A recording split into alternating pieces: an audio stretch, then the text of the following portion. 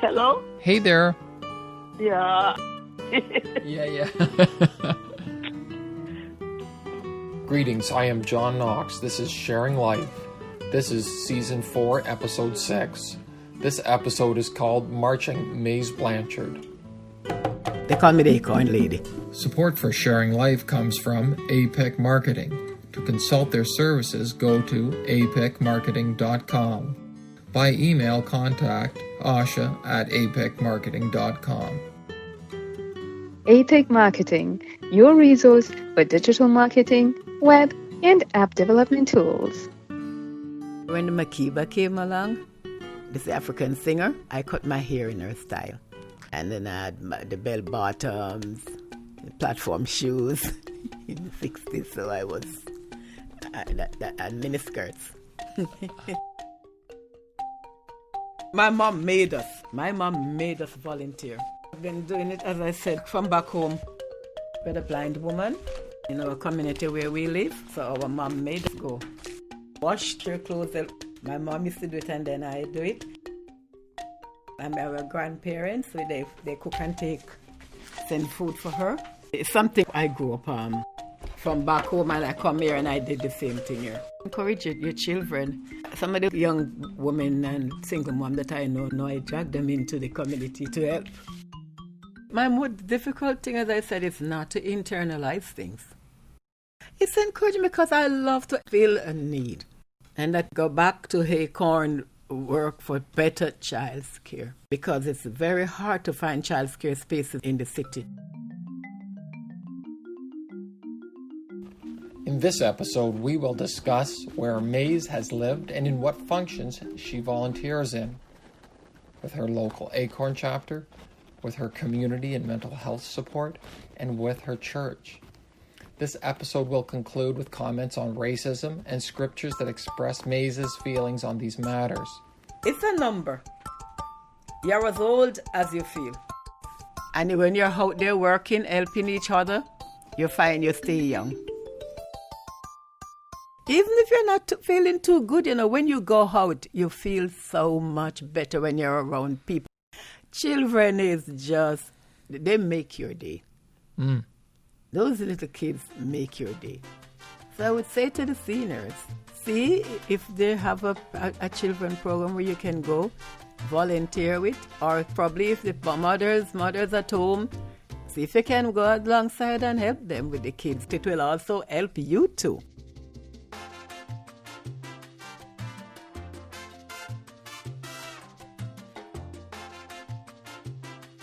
Where I live on old estate. There's a whole estate, sugar coffee. Oh. And so we just roamed over like hundreds of acres of property. Oh. We would just take off, and whatever fruit was in season, we would go pick them, and don't come back in, and then come back home until like in the evenings. My neighborhood, my village it's where the Irish people settled. It's called Irish Town. Oh, I see. So, like, everybody was related when I was growing up. We're all cousins. So you're from St. Andrews, Irish Town, Jamaica? I came here in August 88 in Canada. Basically, I've lived 2 places in Toronto. And I came here, I lived in Etobicoke. And then I moved to here, Jane and Finch. The official name of the area is Black Creek. Oh, this neighborhood I'll just give you like 3. I like the neighborhood because, number one, it's a very friendly neighborhood. It's walkable. You can walk anywhere, and transportation is a main one. Right across where I live here, there's a bus stop just there that take you down to Bloor, across the road before the Pioneer Village thing was built, but 108, and Finch, Steel. So I'm in the middle of the 3 subways. I love nature. I'm a nature person, so right. That was really it was beautiful for me to Yeah. So it's perfect, and there's a lot of a green space again, a creek again, the Black Creek, which runs down over that way. Yeah. You can walk, sit. There's benches to sit there, and run, walk, do whatever you want. Do you see animals here? Oh yeah, deers. Same thing. You see deer. I've never seen foxes here, but I've seen deers and again ducks and geese. Wow. Yeah, but I've never seen small animals them here because I guess they come out in the night. I really don't see them. Right. I saw a turtle. I've seen turtles in Black Creek because another one that I love, my favorite place is Black Creek Pioneer Village, which is just up the road. Right. So there, all the animals are in there. They have historical animals. So I like to go there. They see the cows and the pigs and geese and some weird chickens, and it's old time animals that they call it the heritage animals, so they don't have them anymore, but they breed them. There's a farm that breed them, and then they bring them so people can see what they look like in the summertime over there. Beautiful. So I love it. Yeah. So there's a lot of things to do in Jane and Finch, and a lot of seniors programs. Oh yeah, and, seniors program like over at the community center. They have a seniors program there Monday, Friday. They have Zumba. Actually, today there's Zumba over there. So you have dancing exercises. We used to have computer. They used to teach us computer for the kids, for the young people, for the seniors. They bring in, so it's a lot. It's a lot of stuff. Have a basketball courts for the kids, and one inside and one outside over at that's the Driftwood Community Center just across from me there when you're coming in on the side of the road. Right. So there's a lot of stuff that goes on there for the children. They run for the children. Yeah. Yeah, it's important to have good things for everybody. Yes. Yeah. So I understand you are somebody who really likes to volunteer. Yeah. And I'd like to talk about some of your volunteer things you do. And we need volunteers like you in every neighborhood. We have now introduced you to Maize Blanchard, and you now have learned about some of these items that are important to her work with her local Acorn chapter. Our next segment will be about Maize's volunteer work with mental health issues, her church, and then the conclusion will follow. I understand that you're now involved with Acorn Canada. Can you tell me what that's about? Acorn is an association of communities for reformed now, and the main work that we do is tenant issues. So, like here we did landlord licensing in Toronto, and we elected the councillor that is here. We actually helped him, got him elected. So because he wanted to work with us on landlord license, so we got him into power, and we've been continue working with him for that. We didn't get landlord licensing, but we got something called rent safe. We were down there with the lab, inclusionary housing. We had a whole day last month that we were demonstrating downtown at the Mayor Office, City Hall, to carry a recommendation to the mayor, to let him know that there is affordable housing is not affordable. Because the Providence is 30% of your income. Right. They have put it at 80%. I'm high a senior, and the rest of my seniors colleague, how can we afford that? Yeah, this is important. You know? How can we afford something like that? It's just impossible. 30% of your income for housing, you should not be paying more than 30% of your income for rental housing. So right now it's the one bedroom is $1,500 according to the city. That's the price for one bedroom now, and it's out of pocket for most people. It's unaffordable. That is a lot to afford. Yeah. So that's one of the major jobs for Acorn. And our next major job, Ottawa, where we are working with, is the fair banking, because the banks own billions and billions of dollars. And what they do, they nickel and dime you. Everything you take, they charge you $1. Everything you do in the bank, they charge you. I actually had saved for my retirement. Right. But because of the accident I had with the TTC in 2004, I lost all my money.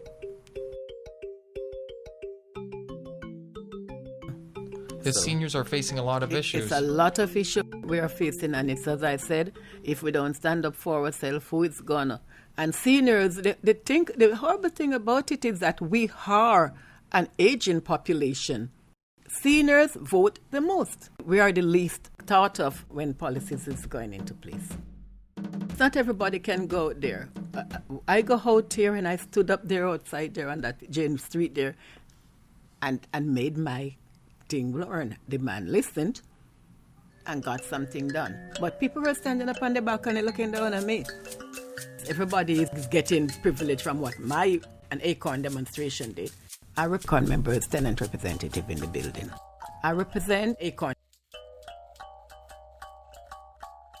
You volunteer with Acorn. They do fair banking, affordable internet for all, landlord licensing, affordable child care, healthy homes, real rent control.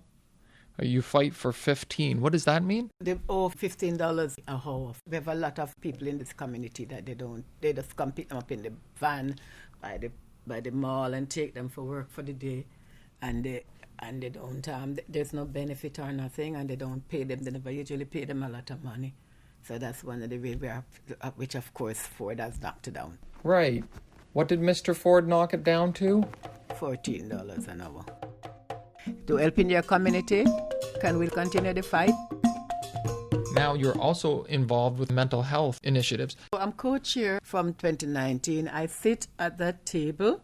I'm co-chair, one of the co-chairs there. And through that table, the city offered the first aid. They trained one lady here. She is turning to be a psychologist. So Toronto Community Housing paid for her train the trainer course.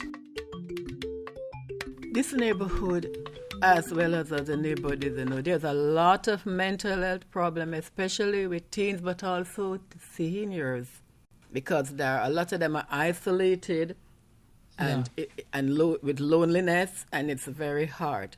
So so what the city have done, and with all the problems that's been going, that the police been shooting people who have mental health problem, and they come and then the police end up killing them. So the city decided to train, if they could train some residents to be mental health first aid. They can't afford money to put a mental health worker like a psychiatrist in every neighborhood, because the city does not have that kind of money. We have to have self-care for ourselves. If I meet a lot of people talking about this, I myself get depressed. You can't get along. That's why the police are killing themselves too. Right. Because they take on the burden of others, and you will break underneath. How are you helping the youth in your neighborhood? I work mostly, as I said, I work with everybody. I'm not too much with working with youth per se. Yeah. Because I work with mostly, as I said, with the seniors. Oh, okay. The people. But the youth, I'll always look out for them. I'll talk to them, say hello, so they're doing. And I always make sure when I find jobs, because some of them I'll find out, are you working? And I get job because I get the stuff coming to my phone. I'll say to them, well, this is a job. This is where you can go. Also, there's a place called The Spot where it deals with the youth issues. So I will send them there. What do you do for mental health with the seniors? Well, with seniors, we talk to them. We encourage them to go out into the community to the different programs that we have. Loneliness is one of the biggest problems because they are in their apartment by themselves. Right. And a lot of them don't have family around, or the family is gone. I used to carry books. So there's a lady upstairs I give her books, newspapers I take for her and make sure they're okay. We look out for one another in this building. Yes. You are doing something really good. Yeah. Just in common care. Just common care. No, just common care. Even me. That's why I love this place too, because they don't see me. Somebody's coming knocking on my door. Somebody's going to come knocking and say, we don't see you, what's going on? Because the other day I was sick in there I didn't come out of my house for 2-3 weeks. Right. And everybody, they know that I'm always walking, doing something. So they come knocking on the door to find out. Or phone to see what's going on with me. We try and do the same for one another.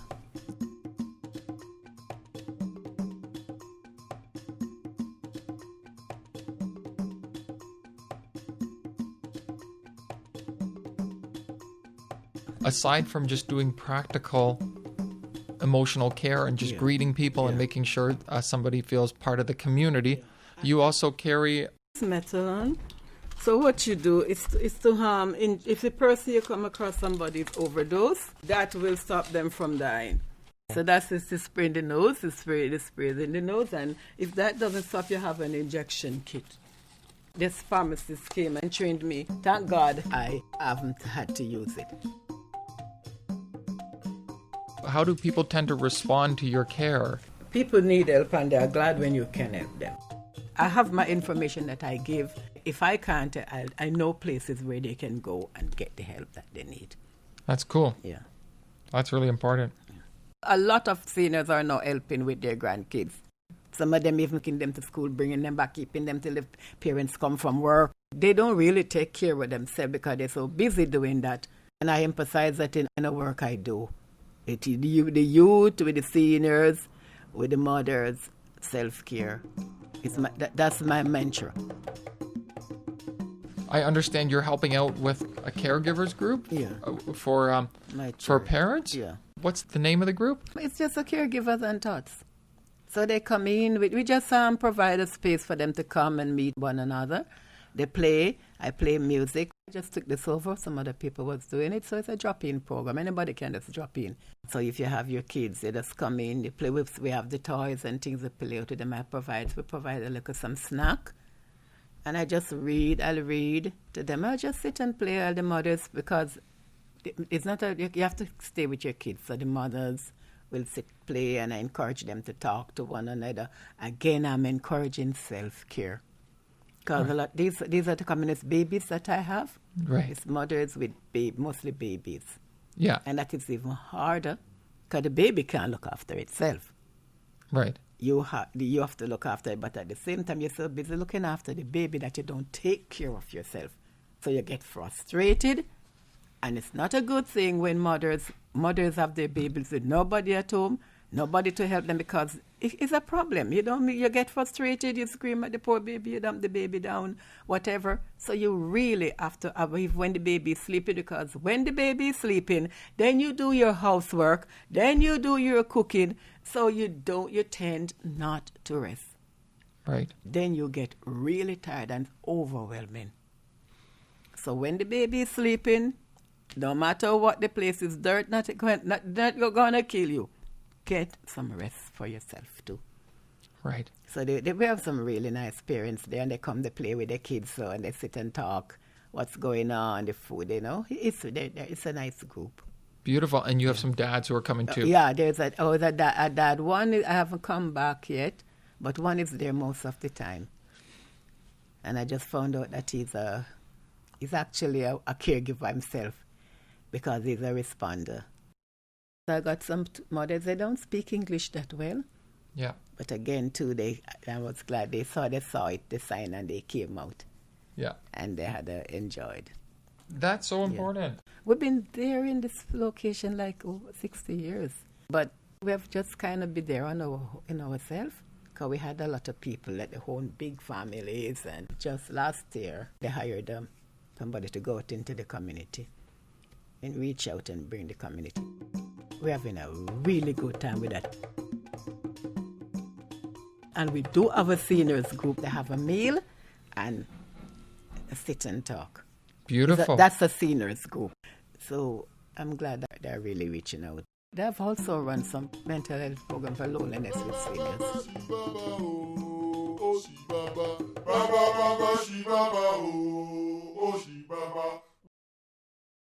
What can you share with me about racially charged times we're in that would bring unity and also be honest to how people are feeling? All people want is respect. They need respect. I just wrote a thing on Facebook here for a Franklin Graham thing there. And what I said, they want to disband the police force in Minneapolis. You cannot live in this world today without the police or some form of law enforcement. You need law enforcement else you will live in anarchy. Without law enforcement, you can't. So what the police need to do, and those in law enforcement, not police alone, because you have prison officers, whoever they are, what they need to do, enforcers of the law need to do, is to treat people like how they themselves would want to be treated, and to respect people. It doesn't matter what the color is, and it's time, as I said, to respect the black people. You don't look at the person color and say because he's black, he's a criminal or whatever. You have no right for that. You know. So my response to this is that treat people the way you would want to be treated. Forget about the color of people's skin. Stop treating people by their color. Color is skin deep. And treat people or you would like you and your family, if you have a son, if you have a daughter, as a white person, or would you like to be treated? 400 years is a long time that black people have been treated. Bring them here to North America as slaves, and they're still treated, no matter how educated they are, they're still treated as slaves today. And it just needs to stop. And again, I said it's not every white person is a bigot. It's not every white person goes hate black people, and vice versa. People just need to treat people how they would like to be treated. And if we do that, then we won't have none of these problems that we're having. Because we treat each other as brothers and sisters, which we are. Every race, as I was telling you yesterday, all the race that we have today, they came out of Africa. The black people, they were black-skinned people. And as they moved down through the African continent, the color changed. People want to go back into the genes and look. This is what I was. These people, and look anywhere you go. It's the people. That's who they are. They were blonde, they were white people, and they were black skinned. So people just need to get themselves educated. That's all they need to do. You should not be treated differently because of the color of your skin, whether you're black or white. Because black people have been treated badly over the years, but there are black people too who don't like white people. And they have a reason, they have a reason not to like them because they treat all white people the same. They have been mistreated by white people. But it goes to say, treat people with this respect that you yourself would want to be treated as. And that way we cannot go wrong. The Bible said, love your neighbor as yourself. It didn't say whether they were black, white, or orange or yellow. He said, love your neighbor as yourself. And God made man according to his own image. And as image bearers of God, we need to start treating people the way God sees them, as his image, made unto his image. And that's all I have to say on that subject.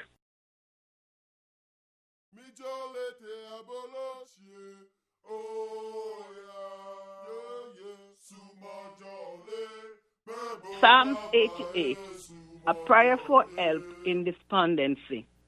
A psalm of the songs of Korah to the chief musician, a contemplation of a man the Ezrahite. The first part of 89.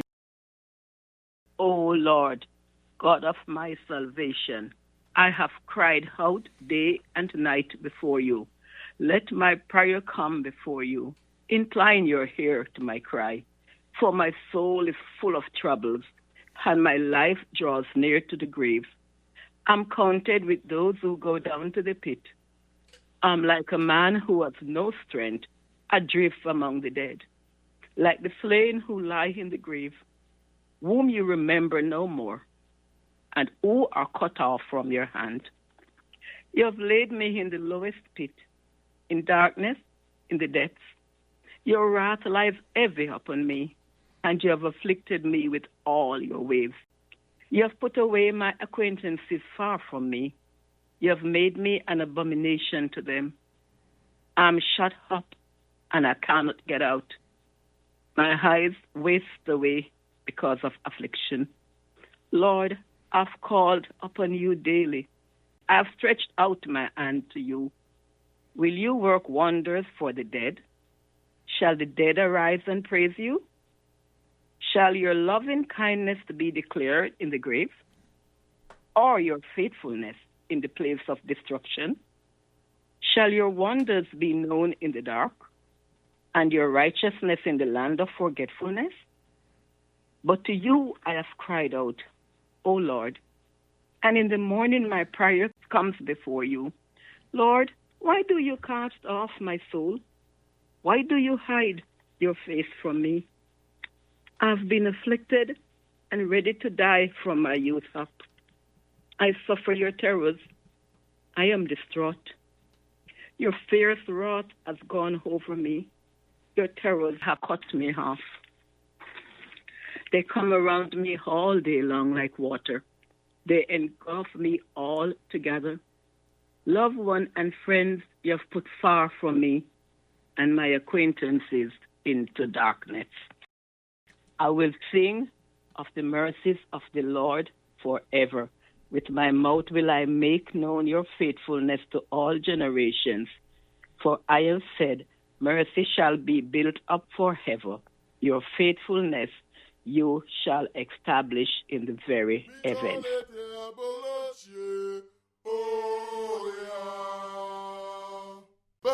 You have been listening to Sharing Life. To contact me, use my email address, sharinglifestudios@gmail.com.